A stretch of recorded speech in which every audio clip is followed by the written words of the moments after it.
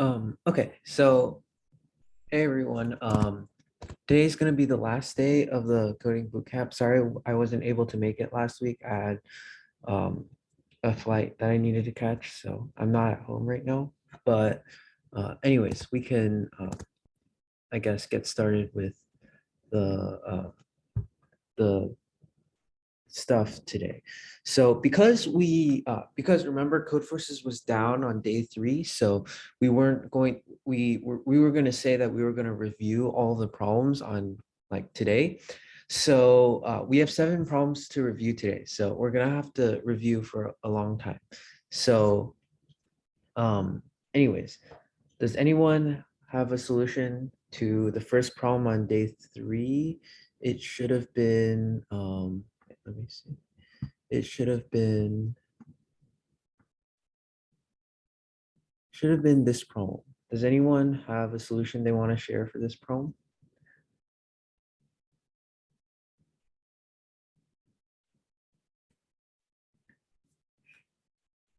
Anyone?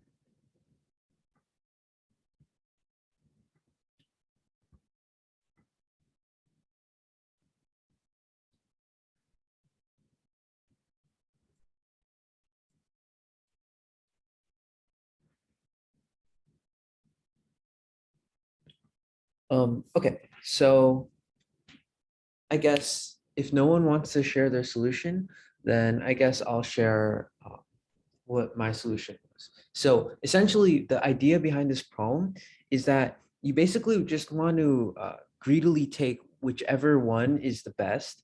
And the way you do that is you can sort the array. So um, when you're doing like, for example, here, when you want the blue ones to be big, wait, no, when you want the red ones to be big and the blue ones to have a lot of them, what you want to do is you want to minimize the each element within blue and you want to maximize each element within red.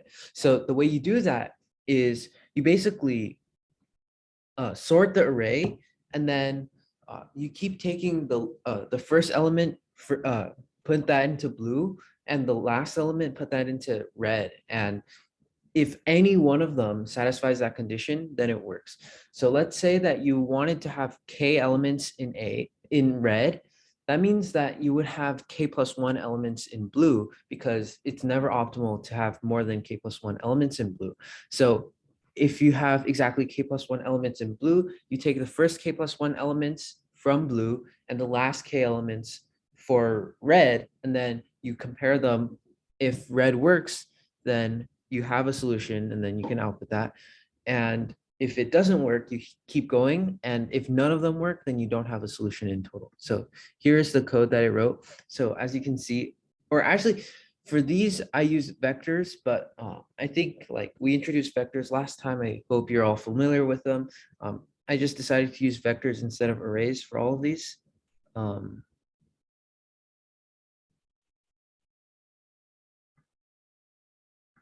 uh, Um, okay, so I hope everyone understands kind of what this is doing. We're going until they meet in the middle, and then like as long as the sum is as long as the sum works, then we we can do that. And then if the sum doesn't work, then yeah. Uh, okay, so let's move on to the next problem. So does anyone have any ideas for the next problem? This one was a bit harder, but still similar in this problem. Does anyone have any, like, I know some people solved it, so yeah. Does anyone want to share their solution?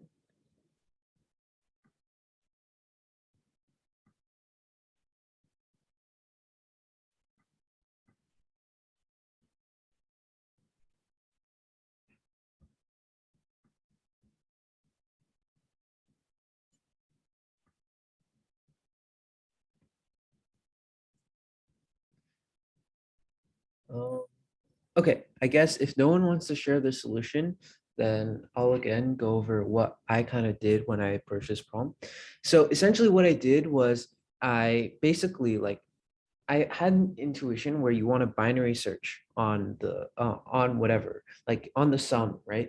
But in order to be able to binary search on the sum, you have to pre-compute stuff. But you can't binary search like and just like query the sum. You need to like pre-compute the sum for each thing.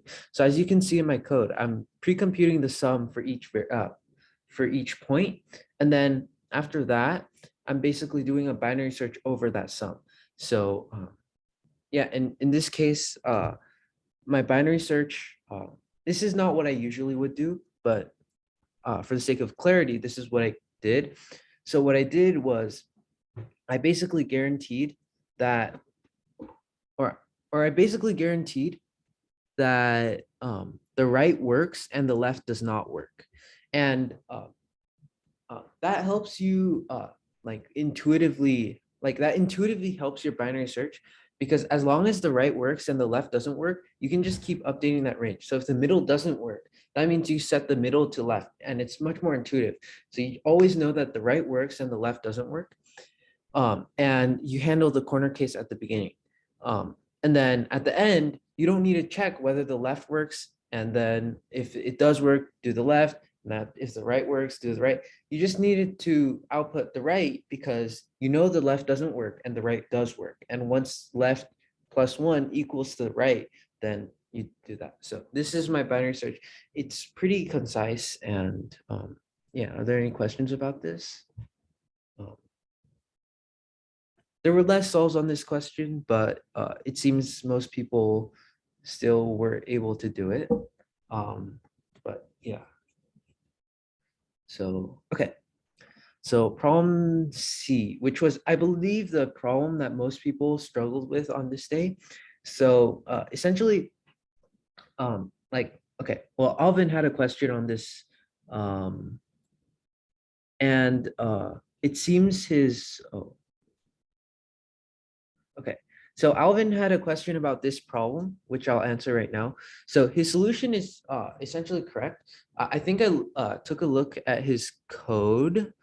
I think it was this one, right? I think it was this one. And I'm fairly certain that the problem with this code is not like the actual idea, but rather the way that you implemented it. So you implemented it with this, which is really, really bad. You should never pass arrays through functions. And especially because you're never changing a times or anything like that, you can just like set it as a global variable, and that would like speed up your solution so much. I think that's the only problem with your solution. I don't see anything else that was wrong. So um, yeah, anyways, if anyone doesn't understand what Alvin's trying to say with his solution, I can reiterate kind of like the idea. So the idea behind the solution is that you can binary search on the value, like you can binary search on the answer essentially, because you know the answer is bounded by h, because if you have k equals h, then the first interval would have at least h, which works. So now you can binary search on the answer and check whether it works. And the way you check whether it works is for each one, you basically add all the way until the next one. So for example, if you look at the code here, if you look at the code here, you see that, yeah, so you look at the code here, you see that like you go up to m, like you go m times, but if m exceeds the next, or if m exceeds the next interval starting point, then you can't do that anymore. So you just do v of I plus 1 minus v of I, which is basically the amount that that interval will add. And this is a very clean way to solve this problem. Yeah.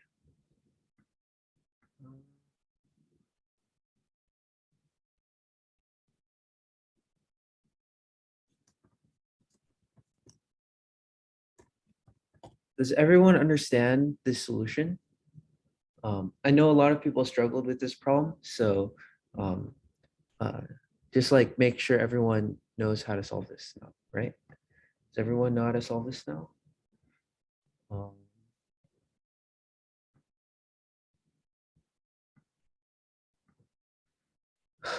Um, okay, so yeah, it seems everyone is fine with this problem now, so um, we can move on. So day 4 problem A, which was the building permutations problem. So it was this problem. So it was this problem where you're trying to build a permutation and you're allowed to either increase or decrease each number by 1.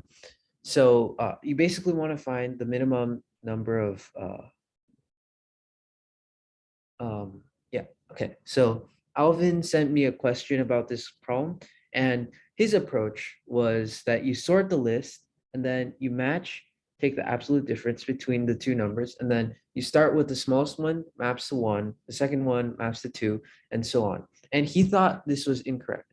Actually, this is correct. So the way that you get to this is like you basically try to like figure out, well, okay, so this number, what will it map to? Like, what is it always optimal to map to? And if that number maps to like, say a number that isn't like, let's say you have the smallest number, what does that smallest number map to? If the smallest number doesn't map to the like smallest number, then you can swap those two mappings and you would always like get a better solution. So if you think about it intuitively, it's obvious that you want to sort the array and then just map it 1 to n. And it turns out that that works. However, Alvin's code doesn't work. And I believe that the most pressing reason why it doesn't work is because if you consider the limits of what's the maximum possible answer that you could possibly get with this problem. Well, if you look at a sub I, it goes up to 10 to the 9. And 10 to the 9 times 3 times 10 to the 5, that's 3 times 10 to the 14. 3 times 10 to the 14 definitely does not fit within bounds of integers. So you would need to use long longs and not integers. And that was a common bug that I saw in a lot of programs.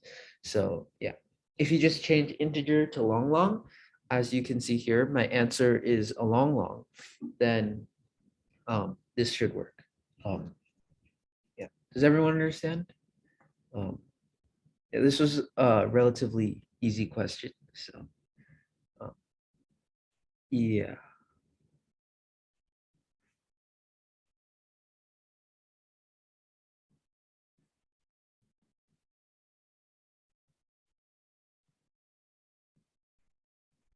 Um,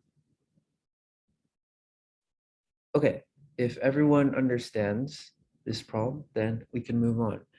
So now let's talk about B, which if you don't remember, it was this question. So yeah, it seemed a lot of people were able to solve this. So does anyone have a solution that they're willing to share? Um,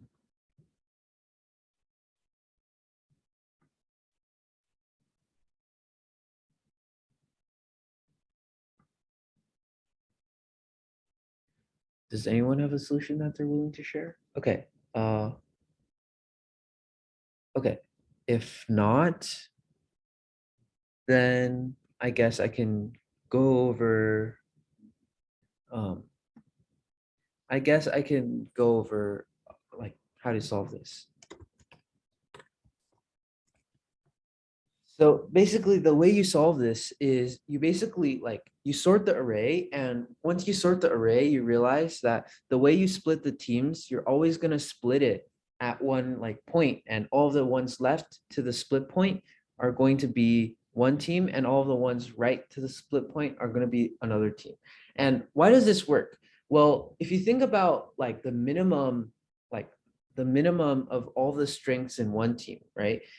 um, if you basically take all of the biggest ratings and put them in one team, then the minimum is going to be just like uh, the one right to the right of the split point. And then if you look at the maximum to the left, it's going to be the it's going to be the like the one right to the left of the split point. So it's possible to construct something that goes from the right of the split point to the left of the split point.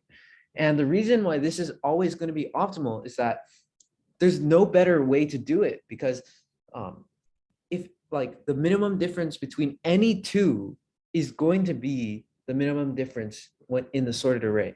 So if you just do this, then you'll get the answer, which is, yeah. Does that make sense to everyone? This was relatively straightforward. There are no tricks with long longs or anything, so yeah. Okay, problem C. This one was a bit harder and it seemed to trip a lot of people up. So does anyone have a solution that they would like to share? Yeah, these three people solved it. So does anyone want to share the solution or?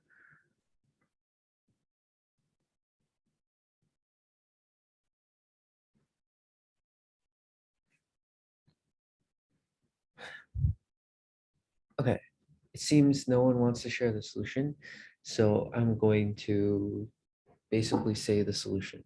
So the way you solve this problem is essentially you realize like, okay, well, let's say that I have a graph and I want to be able to, let's say I have a graph and I want to be able to,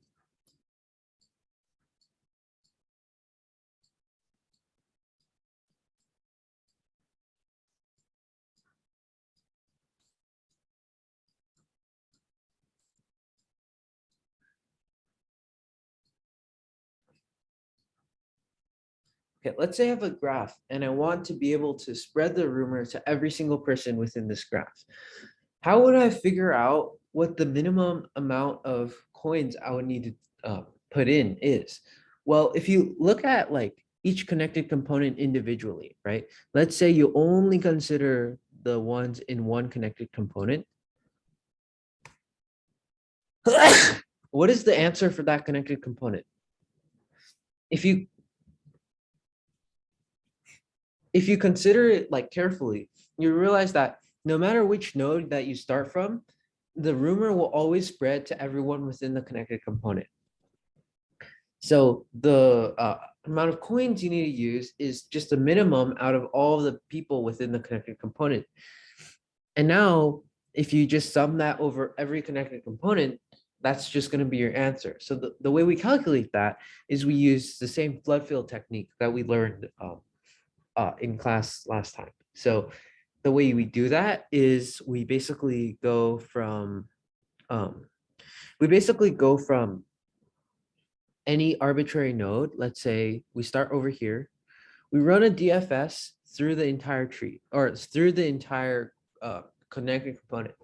And within that DFS, we calculate what is the minimum cost out of that, like out of all nodes, like from that node. So here we calculate the minimum path. And then at the end, we're going to have a total value, which is just the total value of all of the, like the minimum value out of all of the connected, out of all of the nodes within that connected component. And that'll help us calculate the answer if we just iterate through every single node and visit it if it's not visited already. So if you wanted to see an implementation of that, here's my implementation. So essentially, you basically like over in the main function, you see that I'm just basically visiting every node that hasn't been visited yet. And like in the DFS, what I'm doing is I'm basically saying, well, the answer for this connected component is the minimum of that like connected component. And then I calculate the minimum and then I return the minimum. And then I do answer plus equals to this. So yeah, this is a pretty clean way to solve this problem. So yeah.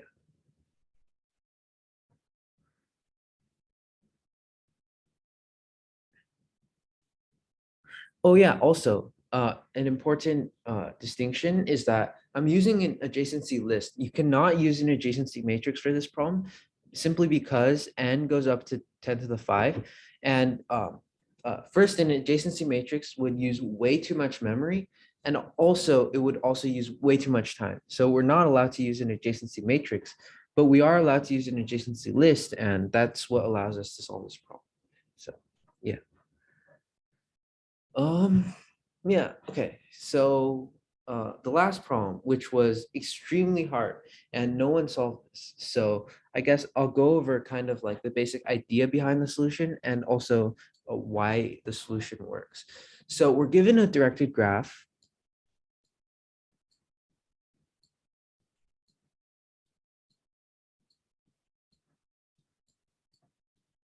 Let's say this is S, and then we're given a directed graph.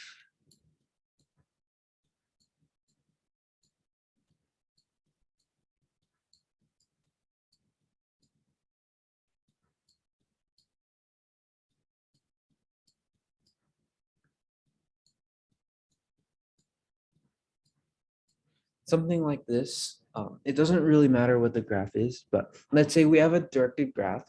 Now we basically want to calculate how many, like whether there exists two paths that go to the same node without intersecting before. And the, well, at first, the hard part is without intersecting before, because if we can find any path that's visited twice along any way that we're doing this, then we can just easily figure out that like, well, oh, that path is like has two paths to it, and then you try to construct that path. But we can't do that because we can't just take any node that's visited twice, because we need the paths to not intersect before that. So how do we deal with that? Well, I guess the intuitive observation is, let's say we have a path from S to T, but all of the intersections intersect, like all of the paths that go from S to T intersect at X as well. So let's say we go here some way, and then we go here some way, and then we go here some way, and then we go here some way. But the thing is, we don't care what the exact value of T is because we can change that. So if we had a node T that had two paths going to it, but those paths intersected at a node X before that, then we don't need to worry, because instead of going to T, well, okay, scratch that. We're not going to go to T, we're going to go to X. And if we do go to X instead of going to T, then this does satisfy it. And let's say if X doesn't satisfy it, then there must be another node here, Y, before that, which satisfies it. So we can just take the first node that we encounter, which has two visited nodes, because that means that no node before that could possibly have had the paths intersect. And because we know that those paths don't intersect, then we can basically find the first node that's visited twice. And now the second challenge with this problem is, okay, so now we know that, okay, we find the first node that's visited twice, and then we construct the path. But how exactly do we do that? Well, what we can do is we can run a DFS. Instead of starting from the source, we start from each individual one of its children, and its children are basically all the nodes that it starts from, or that it can go to. So let's say we have S, and it has these two children. We're just going to construct the same graph here. So uh,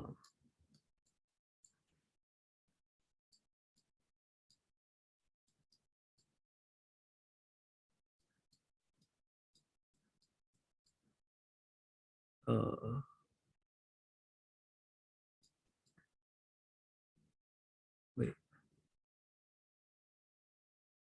okay, I think I messed up, but whatever. Actually, wait, let's just scrap this. Okay, so let's say we start from each of S's children, call these S1 and S2.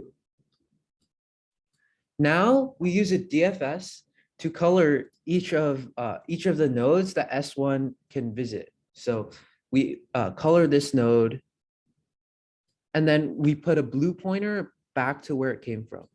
And then we color this node, and then we put a blue pointer back to where it came from. Color this node, put a blue pointer back to where it came from. Color this node, put a blue pointer back to where it came from. Color this node, put a blue pointer back to where it came from. And now we do the same for S2, except we color it red, right? And now when we color it red, so we start from, okay, well, this one should be blue as well. Red color it like this. So now we like start from S2. So we color this red and then put a red pointer back to where it came from, and then color this red, put a red pointer back to where it came from, color this red pointer back to where it came from. And then okay, so like S is kind of like a dummy like node where we can't visit it, because if we do visit it and then we form a cycle, and then that's really bad. So let's say we don't visit S at all. And then what happens is whenever we visit a node that's colored with a different color, so so for example, when we visit this node, now we're going to color it red, but as we're coloring it red, we notice that it's already been colored and it's not colored red already. Then we know that there has to be two distinct paths going from S to that node, going through S1 in the first path and going through S2 in the second path. And now, because we've constructed all these pointers going backwards from these edges, we can reconstruct the path that it took us, that we took to get there. So let's say that we had a blue path going here. Well, then when we have like, okay, so we had a blue path going here. And then when we're constructing that path, let's say we have this, this is a,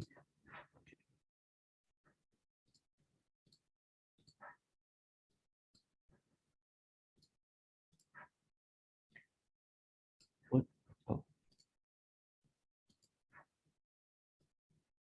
So let's say that when we're doing this, we are basically, we're basically like reconstructing the path. So we're going all the way back from these, we're going all the way back from these nodes. So let's say this is T, this is, I don't know, A. So let's say we're at T, and then we know that, oh, T has a pointer to A. So we add T to our path, and then we add A to our path, and then we basically move to A. So we change our like dummy variable to A, and then we start from A again, we add it to the list, and then we move it to the thing that it's pointing to, which is S1, and then S1 move to the thing that it's pointing to, it's S, and then at the end, when we're outputting it, we just reverse this. So we output S, S1, A, and then T. And then for the second path, we do the same thing. So there's a blue pointer pointing back, but because we just visited it, it's almost like there's also a red pointer pointing there. So if we go through the red pointer, we can go from T, so T, and then we take the red pointer, go to S2, take the red pointer, go to S, and then we construct something S, S2, T. And the way we would implement this is we can essentially, or if you look at my implementation, which is pretty ugly, we can basically just run a DFS from all of S's things. And the way we keep track of the parents is we have a P array over here, which keeps track of like the parent, which is basically the node that it points to. We don't actually need a color for each of these pointers, because it's like not ambiguous what color it would be, because you already colored that node. So if that node has a parent, then that pointer, like that pointer to the parent, would be that color. So we don't need to color the parents, we just need to store what the parent is. And yeah, and the way we do that is let's say Yeah, and yeah, the way we do that is, let's say we like run a DFS. So when we're running the DFS, we first, like, if we have the graph, we basically first color the source node. Let's say it's S, like we have the source node. We color that a special color. And the reason we color that a special color is because we never want to visit S. If we ever visit S, that means that we're going into a loop, and going into a loop is very bad. So we're never going to color S. So because we're never coloring S, then we can essentially color everything else like what we want it to be. And there's also another technicality when we're dealing with like paths that go through S, because there's a lot of like dumb corner cases where like if you don't color S a special color, you might end up with like really weird paths that go through S. So let's say you had a graph that looked like, okay, let's say you had a graph that looked like this. Um, then what your program would do is, if you don't color S a special color, you'll start at S1 and this is S2. And then you go to S1 and you'll be like, oh, hey, this is nice. I'll color this blue with a blue pointer pointing back here. And now let's do S2. S2, S2, there's a red pointer pointing back here. This color's red, pointing back here. This is colored red, pointing back here. And hey, we can go here. Oh, so that means there's a path. And then what we would output is we would output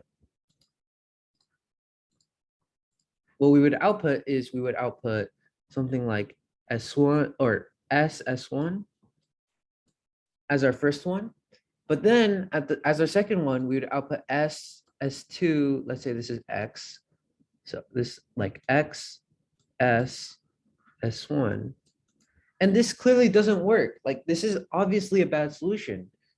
But our program, if we don't color the start a special color, we'll do that. So we have to color the start a very special color in order to make sure that that doesn't happen. And the DFS itself is actually very simple. So if you look over here, the DFS itself is actually very, very special. There's not much that goes on here. The hard part is over here where you're trying to basically reconstruct the path. And if you look at how we're reconstructing the path, we're starting at our endpoint and then we're just like working backwards. So we're finding the parent, we're adding our endpoint to that, and then we're changing our endpoint to the parent, and then we keep doing that until we reach the source. And once we reach the source, we've constructed the whole path. And so that's what all of these lines of code are doing. Yeah. Yeah, does that make sense, everyone? How we can do this?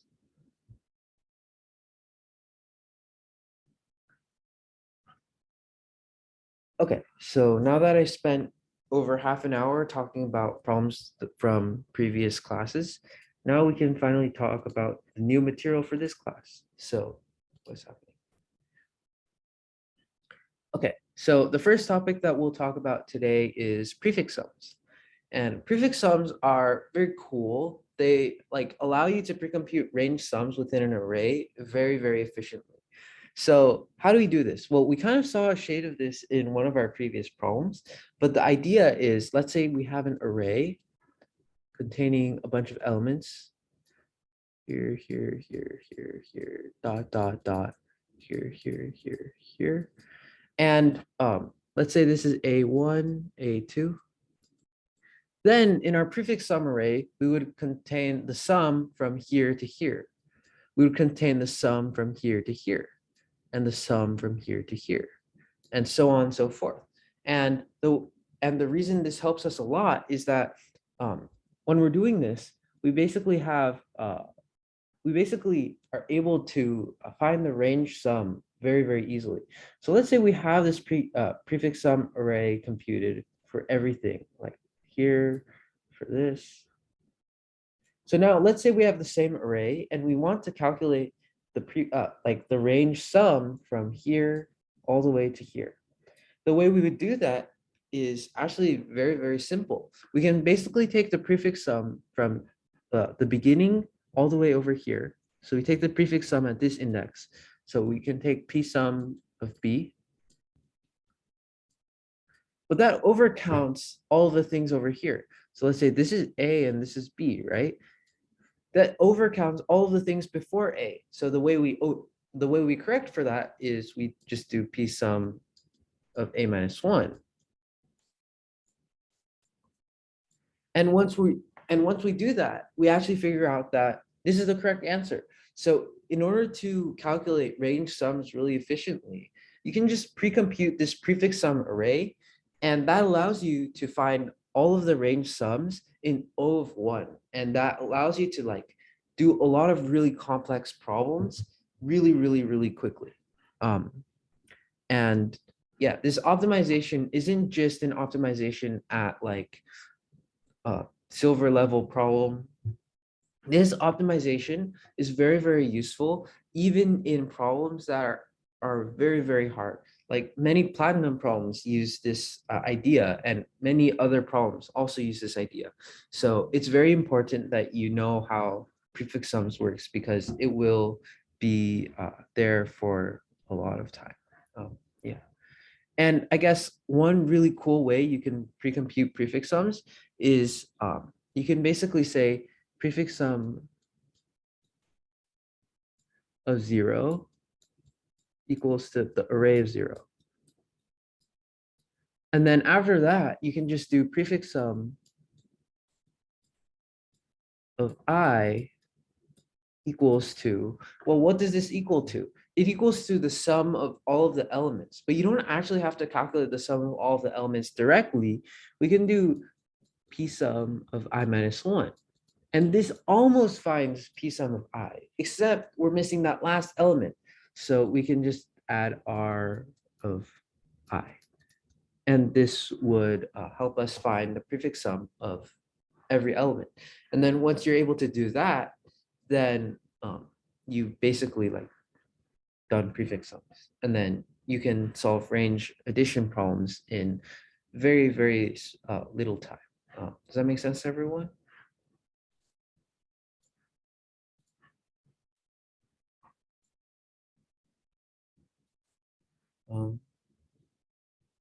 Okay, so if we understand one-dimensional prefix sums, now let's talk about two-dimensional prefix sums.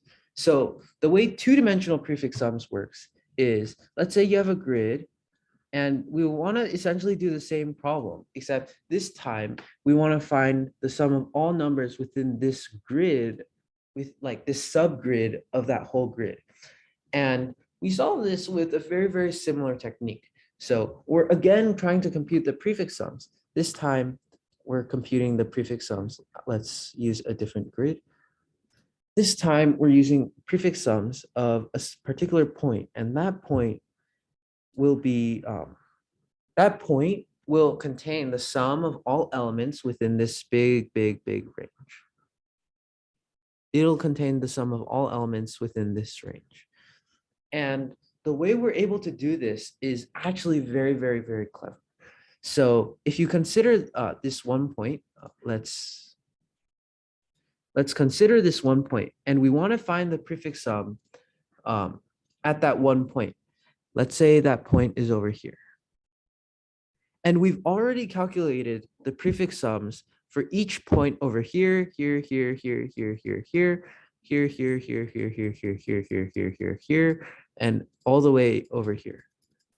We've calculated all of those prefix sums.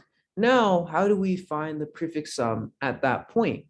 Well, in order to find the prefix sum at that one point, then you need to find the sum over, let me use a different color. You need to find the sum over this following region. And the way we can do that is, well, we can find the prefix sum over here. We find the prefix sum over here, and then that finds the prefix sum over this region. So we've accounted for all of these regions once. all of these regions, we've accounted for it once. But now we still need to account for these regions. And the way we do that is, let me use let me use the same color. So the way we account for that is we find the prefix sum at this point as well. So now that we found the prefix sum at these 2 points, we basically have accounted for all of these points at least once. But for all the points within here, let me color them red, all of these points over here, we've accounted for all of these points twice, because if you consider all of these points are accounted for within this one, and all of them are accounted for within this one. So we've accounted for all of these points twice. So now we just subtract out the prefix sum at this point, and then we have the answer. So the concise way of putting this is we can calculate prefix sum in this following way. And this allows us to compress something like that could be very complicated into a single concise equation that allows us to calculate all the prefix sums even in 2 dimensions. And the way you would, like the simple way you would be able to calculate, let's say you had a grid over here, like a grid that you wanted to find the answer for. Well, then consider using the same trick where we consider how many times that we've accounted for each point. So let's say we take the point over here. That means we've accounted for everything within this massive blue region exactly once. But we don't want to account for these. So that means that we can subtract the one from here and the one from here, right? And once we subtract the one from here and the one from here, we've accounted for everything within here. So let's say blue is, we've accounted for it once, and this is good. And we've accounted for all of those, like let's say yellow is the amount that we haven't accounted for. And these we haven't accounted for. And we have these 3 regions all completely figured out.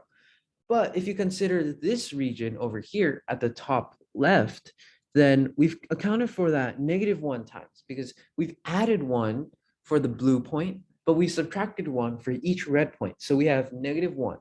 So that means that this region we've accounted for -1 times. So the way we fix that is we account for it once. And then once we account for it once, that means that we have 1 time from here, -2 times from these, and 1 time from here. So here we've accounted for it 0 times. And that's exactly what we want. So we wanted to account for all of these 0 times, all of the yellow and red regions. We want to account for them 0 times. And if you look at it, we've accounted for them 0 times. But we're accounting for the blue region exactly once because it's only contained within the blue point.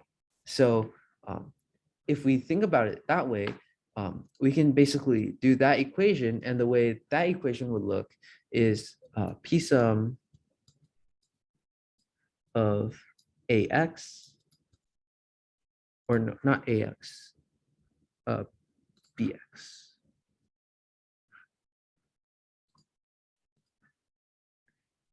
Prefix sum of BX and BY.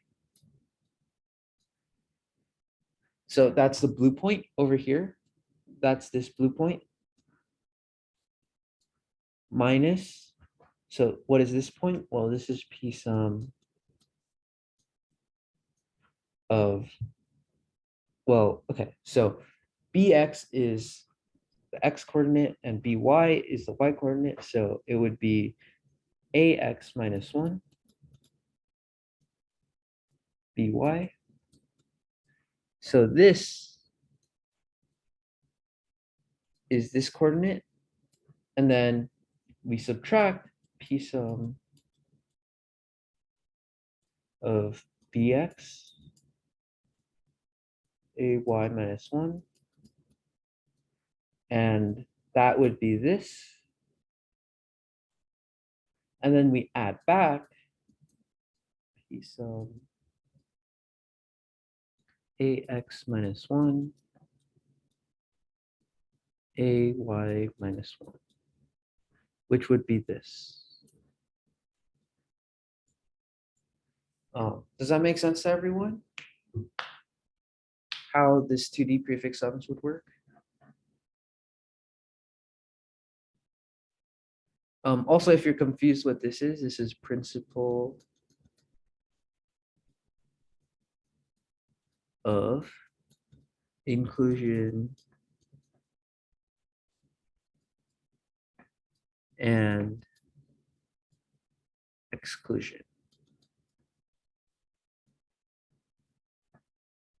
which has a pretty meaningless statement if you search it up online, but essentially it's saying, it's essentially the same way of saying we've accounted for this once, but we've accounted for like, so we want to account for these once, but let's say we account for this once, but then we account for those. So then we subtract out those, but then how many times are we accounting for those? And then we add that back, and then we keep doing that. So it's essentially a concise way of calculating the union of a bunch of different sets, or the intersection, if you want. Yeah. This makes sense to everyone, right?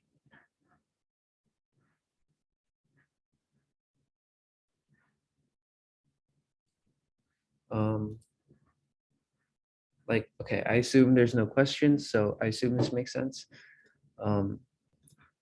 Yeah, so prefix sums can be very useful. I don't have a specific example problem of prefix sums because prefix sums is almost never the sole trick behind a problem.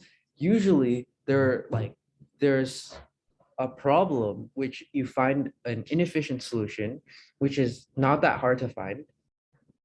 But then after that, in order to optimize it, you use prefix sums or 2D prefix sums, and you're able to reduce a factor of n or factor of n squared from your solution. And that helps you speed it up by a lot. So yeah, this is how you do 2D prefix sums. And yeah, so now let's talk about another technique. This is called two pointers. And two pointers is a very, very tough technique to use because it requires you to understand it very well, and it's also not that easy to implement. So yeah, what is two pointers? Well, two pointers is a clever technique that allows you to search through every range in O of n. So let's say that you want to you have an array, and then you want to search through a bunch of ranges, and each range has like a value, and it either works or doesn't work.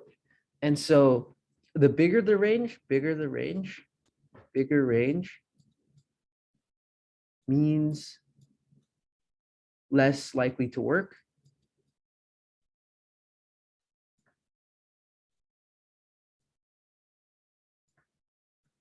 And this, but also it means the higher the value.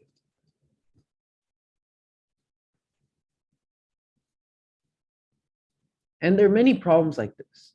And when I say less likely to work, I mean strictly less likely to work, which means it will work up to a certain point and then it'll stop working. And the formal way to say that, I guess, is let's say you have L and you have R.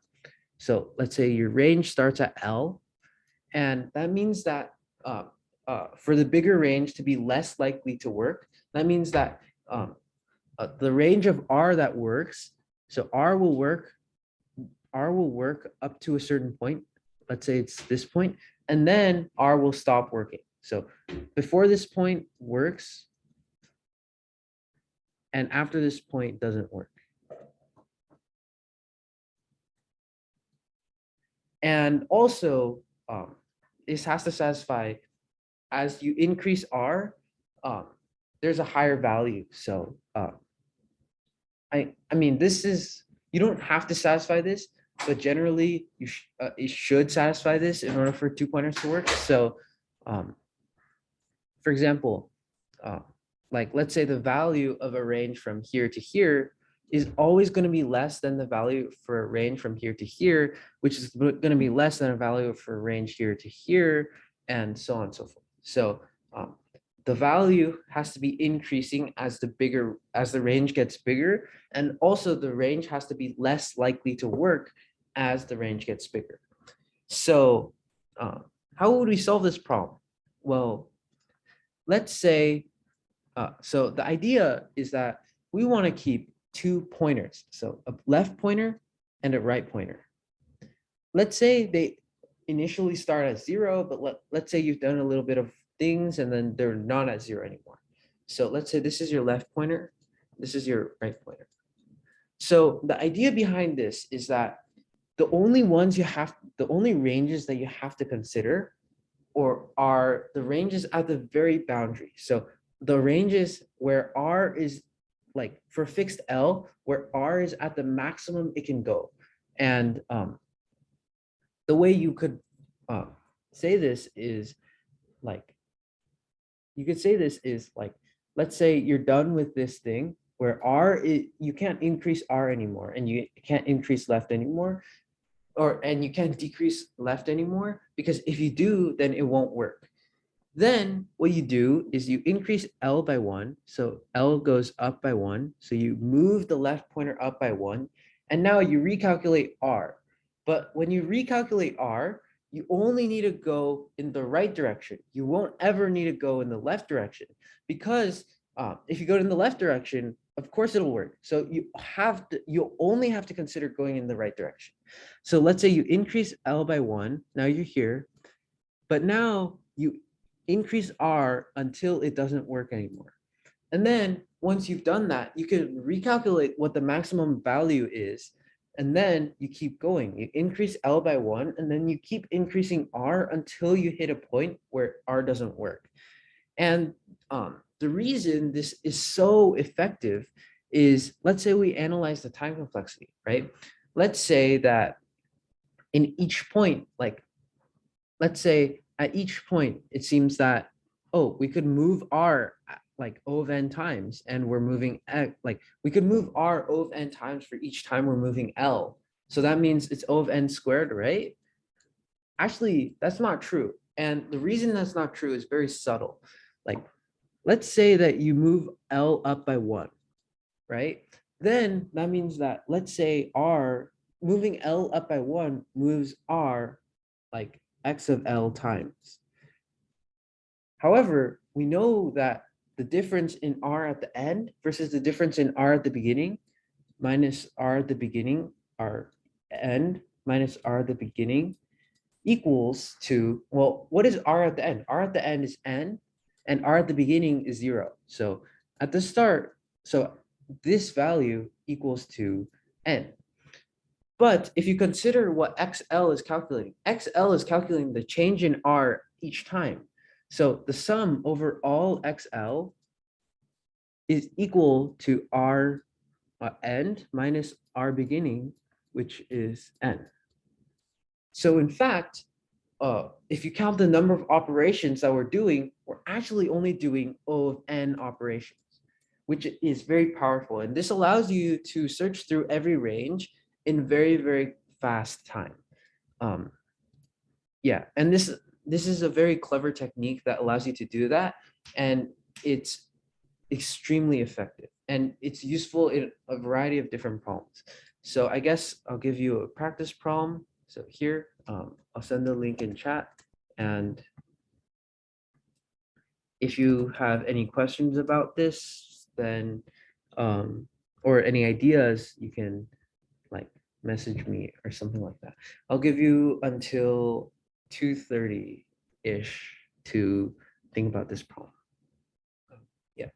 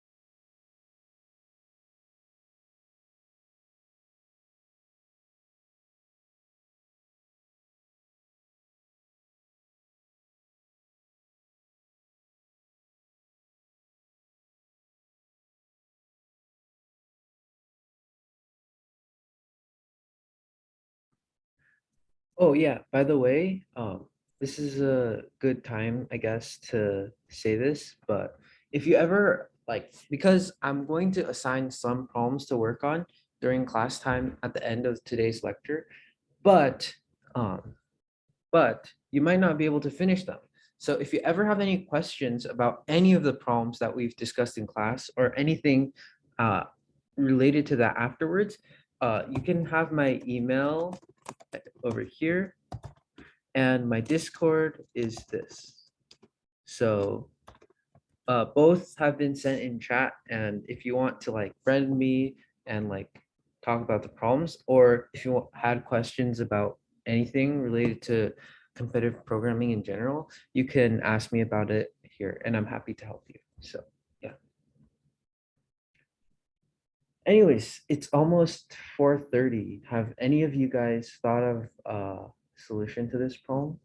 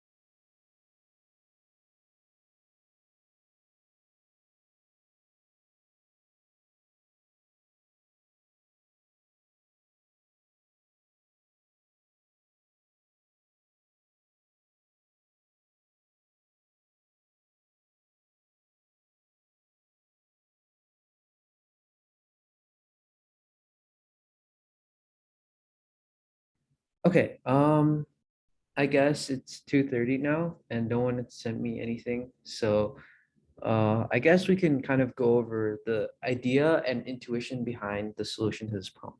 So the way we would solve this problem is we first think about, well, what would a set of diamonds that Bessie takes, what would that satisfy? Like, let's say we had diamonds of size like 1, 3, 5, 10, 11, 12, and she could take diamonds of different 7.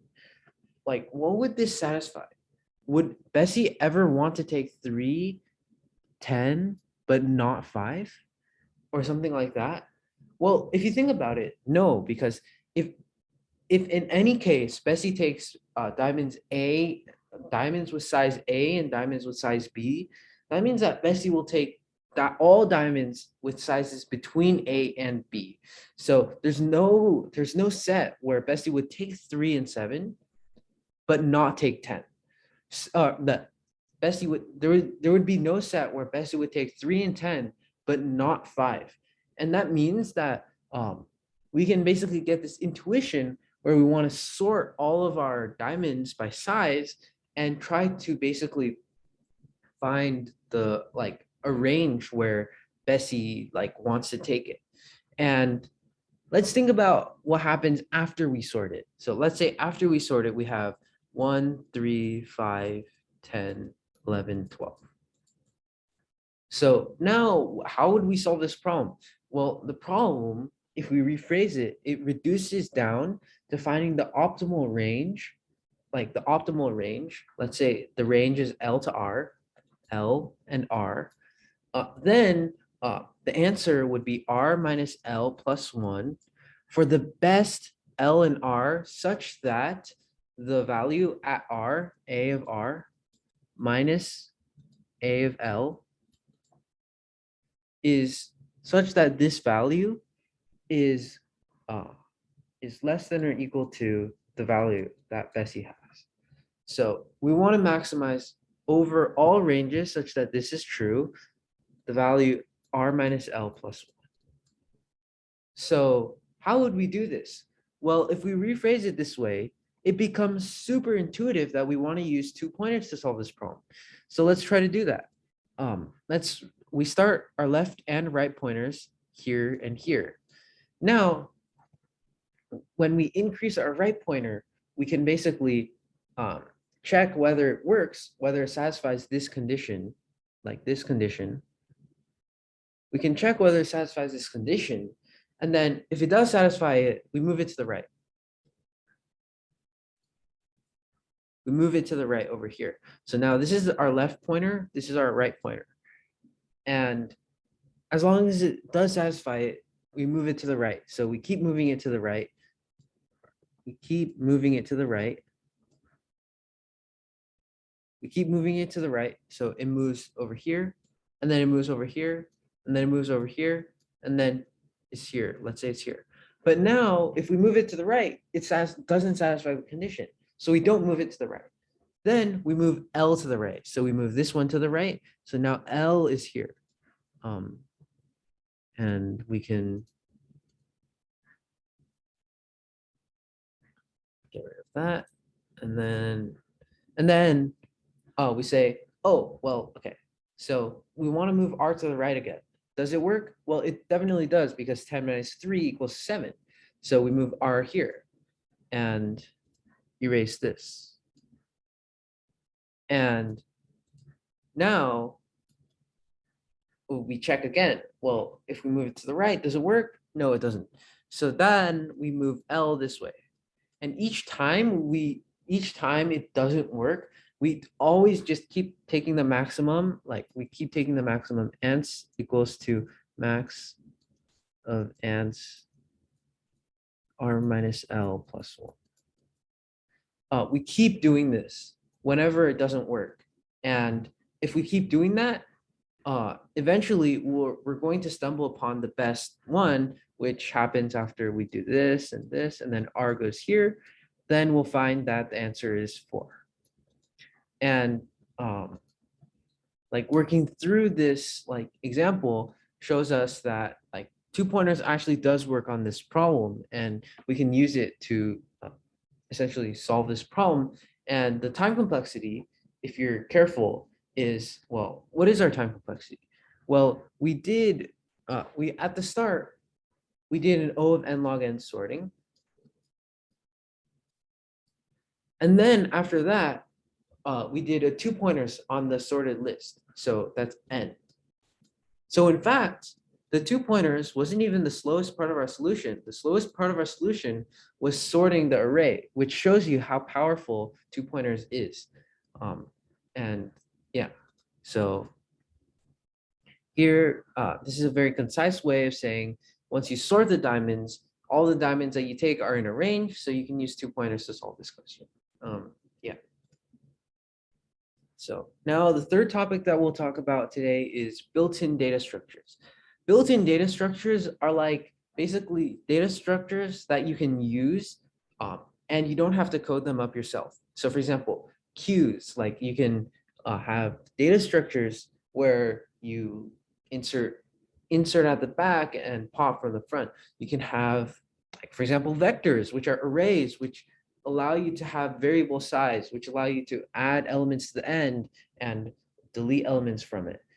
You have sets, you have maps, you have priority queues, you have a lot of built-in data structures, and built-in data structures actually allow you to do a lot of really, really, really cool things. So I'll get into some of them in a bit. So yeah, the first built-in data structure that we'll talk about is queues. Queues are like data structures which allow you to insert elements to the back with push. So you push an element to the back, and then let's say you want to get an element at the top, you use q.front, and then that gets the element at the top, and then you can get rid of the element from the front, and then we keep pushing to the back and taking from the front. Basically, kind of like getting into a line. Like let's say you're going into a line, like let's say you have a bunch of people going to a line. So let's say Alice goes to the line first. So Alice goes to the back of the queue. So let's say Q.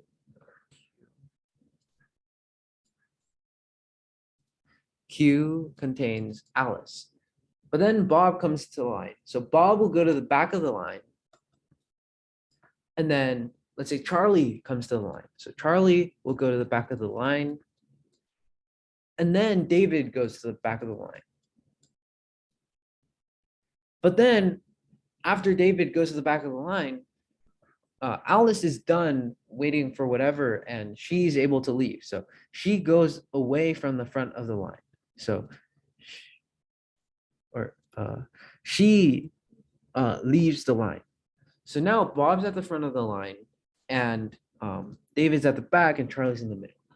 And then let's say Emma comes and goes to the back of the line. But then after Emma comes, Bob is done. So Bob leaves the line.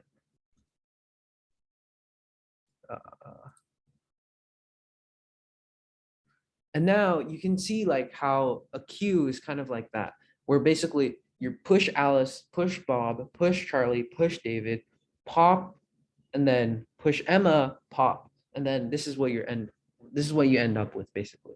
So it's like another way you can describe a queue is you can say it's first in, first out. So the first one to get into the queue is the first one to come out. The next one to come in is the next one to come out. And this allows you to do a lot of things. Queues are actually at the center of essentially the next algorithm you would learn like after this class. Like after this class, the next algorithm you would learn, I believe, would just be BFS. And BFS are essentially, they use queues in order to accomplish essentially what DFS does, except a bit better. So the next algorithm you would learn would use queues to essentially do all of the things that it does. And then, yeah, queues are actually very powerful data structures, even though it seems like they don't do that much. So yeah. The next one is a priority queue.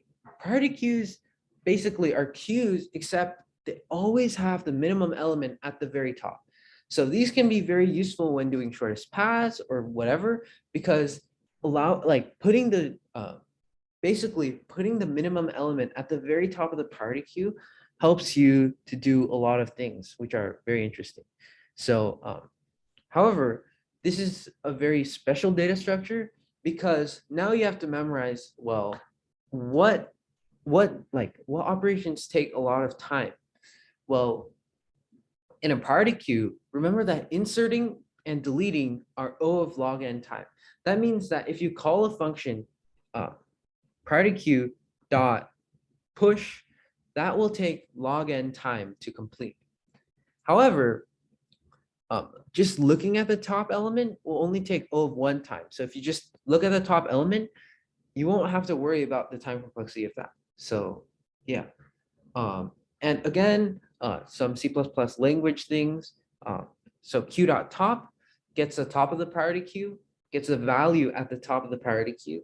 Q dot pop removes that top value, that minimum value from the priority queue.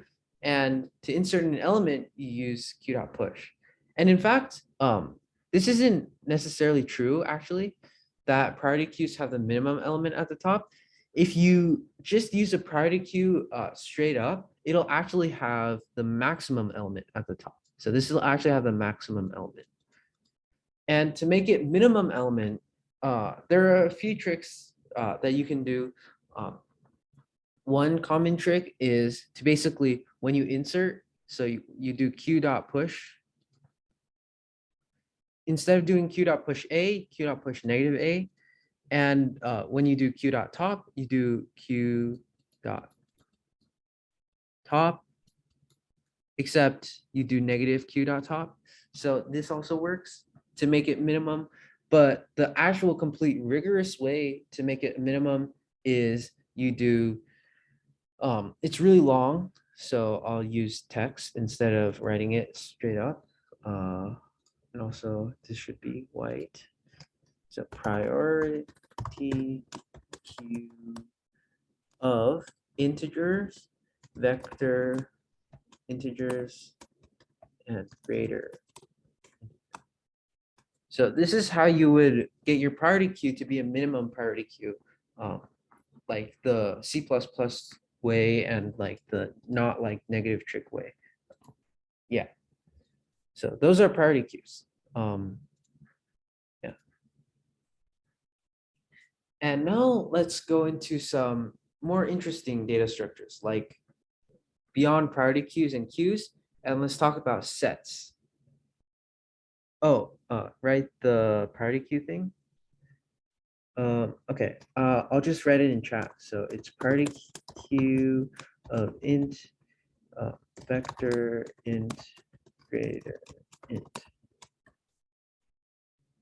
Um, yeah, that's how you define a priority queue of integers, which does like, which makes it small, like minimum element rather than maximum element.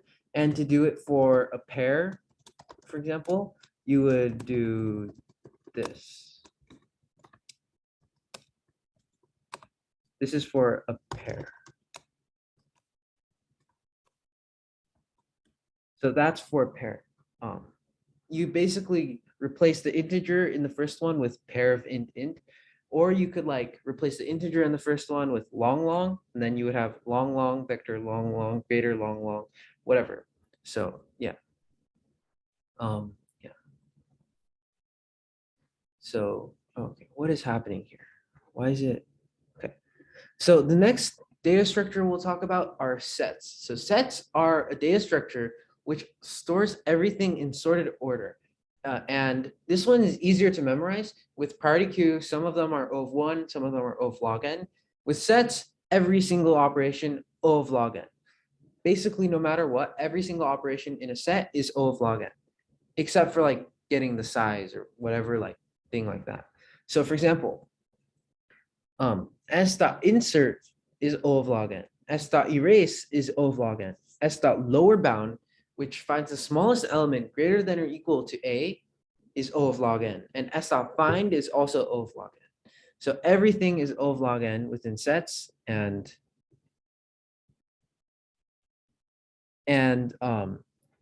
there, however, there are some caveats with sets. So sets do not allow for sets don't allow you to access elements in the middle. What do I mean by that? Well, like for example, in a set, like let's say you declare a set of integers, they don't allow you to access the second element. So in order to access the second element, you can't do s of one like you could do in an array or a vector. You can't do that. You can't like access the second element just like that.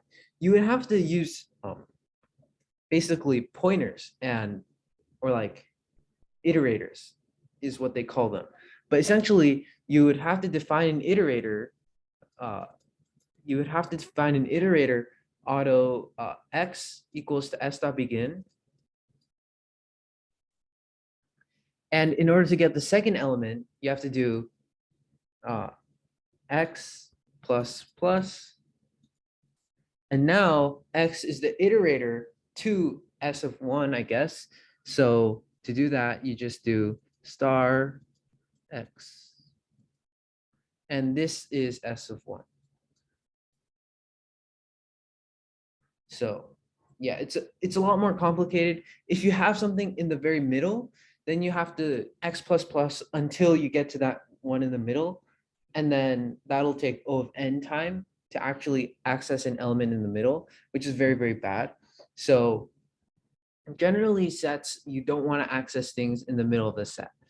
Yeah, there are also a lot of other caveats, like for set, you can only store one copy of each element, one copy at most of each element. What does that mean?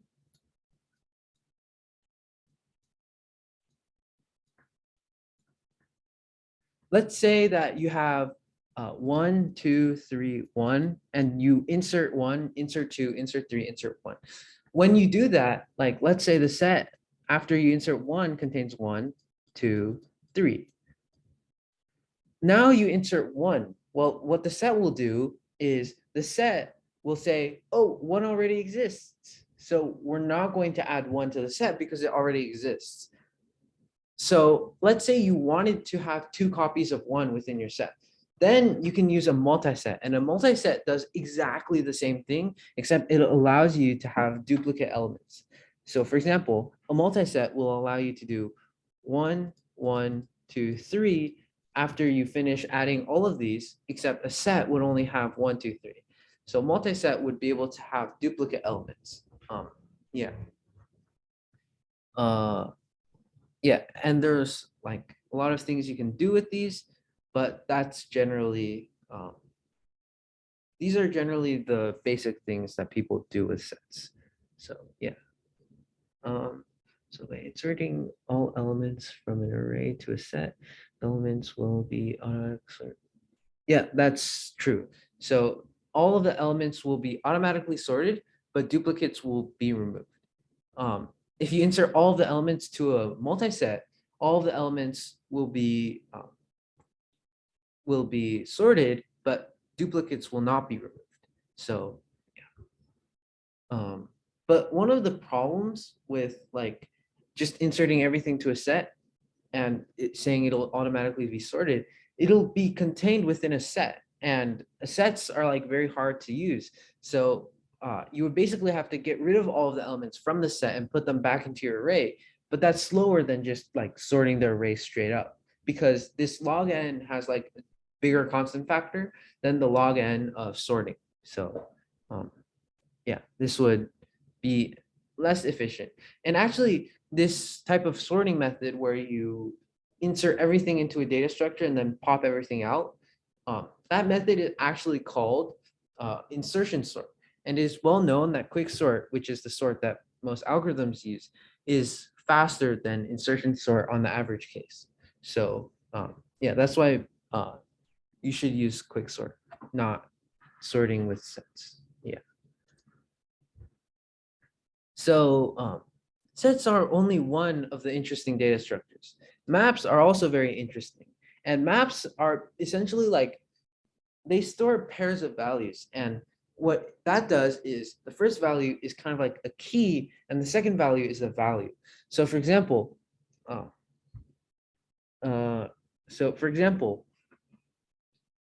you could insert a value of A, B, and what that will do, like mp dot insert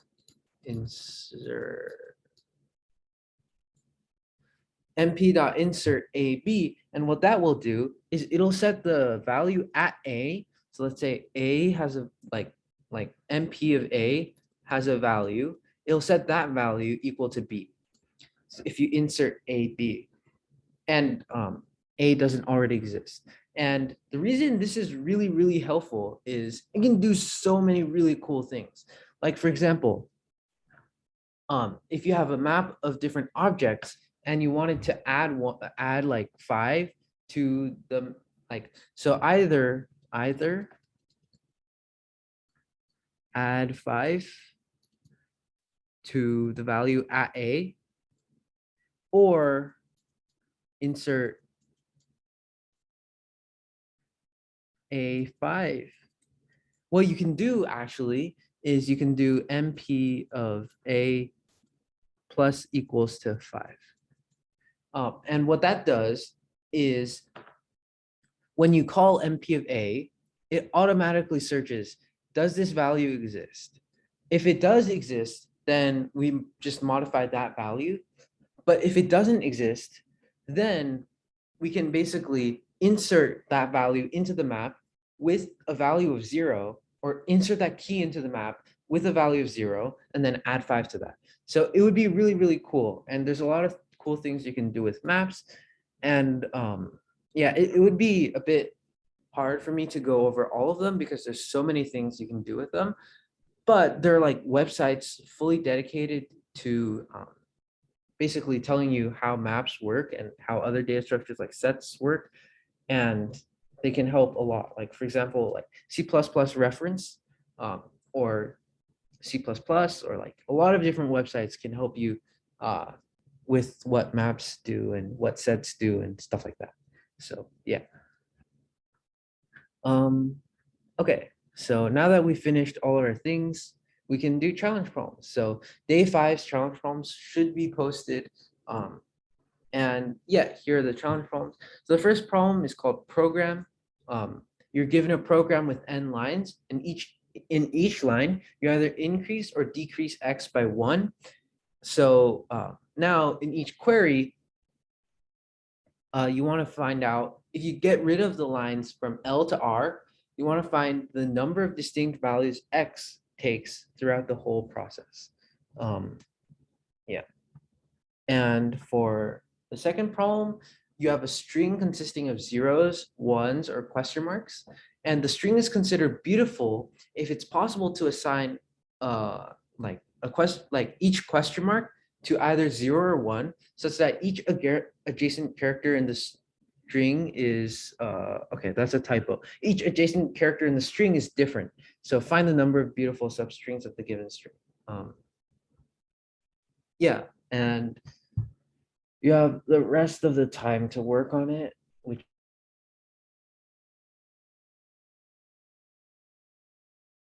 if you have any questions, okay, actually I might have cut off. So you have the rest of the time to work on these problems, which is 36 minutes. But if you have any questions about these problems or anything that you wanted to say about these problems, like if you wanted to ask me about anything, then you can do that within these 36 minutes. And also you can do that by email or Discord afterwards. Yeah.